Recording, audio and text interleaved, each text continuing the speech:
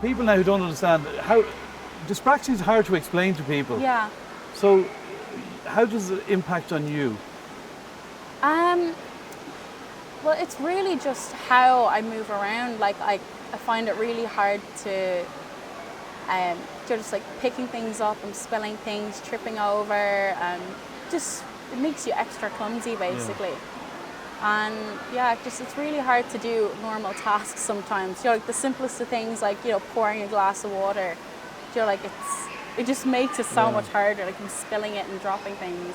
We had all that in my house, and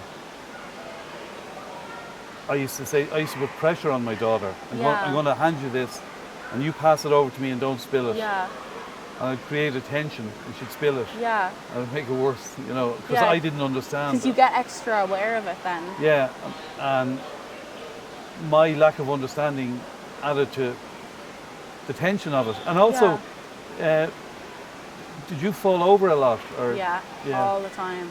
Like I trip going up the stairs there. Yeah.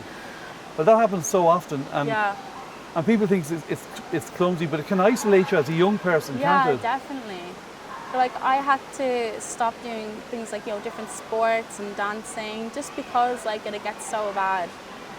Which means you can't then be part of what the other girls are doing. Yeah, no, that would happen a lot. Like I'd be told, oh, we don't want you doing this, or I'd be excluded from things because people would be like, oh, well, we know you're just going to probably end up hurting yourself or fall. So you get quite isolated a lot with it.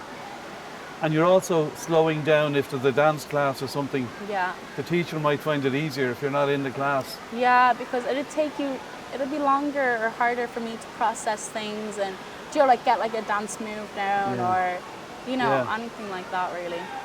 And it's tough. It's hard to put into words and tell people how. Yeah.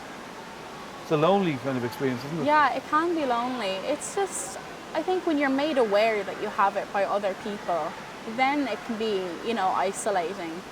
People make you aware that you have it then. What about the lack of understanding of other people of dyspraxia? Yeah, there's a lot of that. People, they don't understand how it really affects you and like how hard it makes the simplest of things. Like, especially things like in schools, and other workplaces, like people like they know the word, they know it's a disability, but they don't actually understand how it impacts you or how it makes your day-to-day like that bit harder. And when you go into a situation where you're meeting people, you're not going to go in, hi, I have dyspraxia. You don't. No. It's not.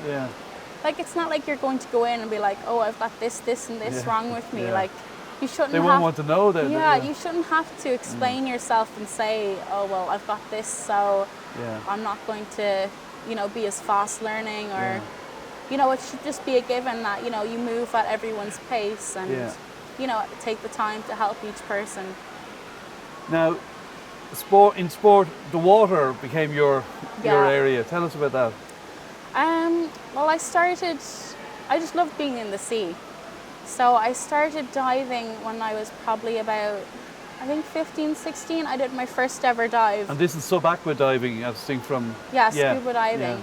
I did my first dive in Kilkee, and from then I haven't stopped. And what do you love about it? I love the freedom in the water.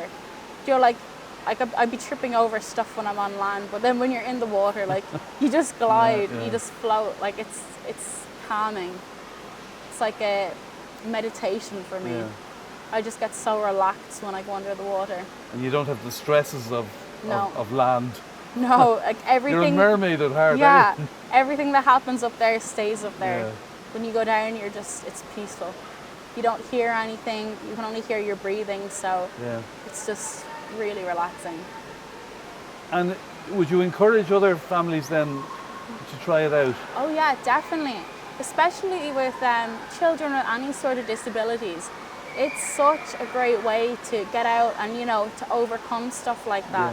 Yeah. Like it is harder to learn. Like it's way more challenging, but you put in so much work, it pays off, and like you feel like you've accomplished something then. And if you were to give a message, to parents of youngsters with dyspraxia who might feel, my son or daughter has it tough here, what would you say to parents need encouragement as well as Yeah, I youngsters. would just say, just try and understand, you know, where they're finding the most difficulty, and work at their pace. Like, you will get there. Like, it took me nearly 3 years just to move out of the beginner class in swimming, but like I got there, and like now I'm a scuba diving instructor. So if you just take the time and work at it, you will get there. And for anyone with dyspraxia, it's patience then, is that the message? It's all about patience.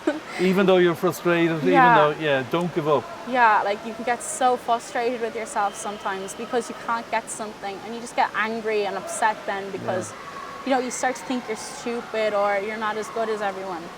But once you get there, like it'll show, like you work twice as hard, so it really pays off. And I have to ask you, do you do your own eye makeup? Yeah, I love makeup. That's it. And you don't have any issues with lines or anything, do you? Oh my God, it took me years to did do it? it. Just like diving, like it took me years and years to learn how to do it. But I wanted to be able to do it, so I kept at it, and now.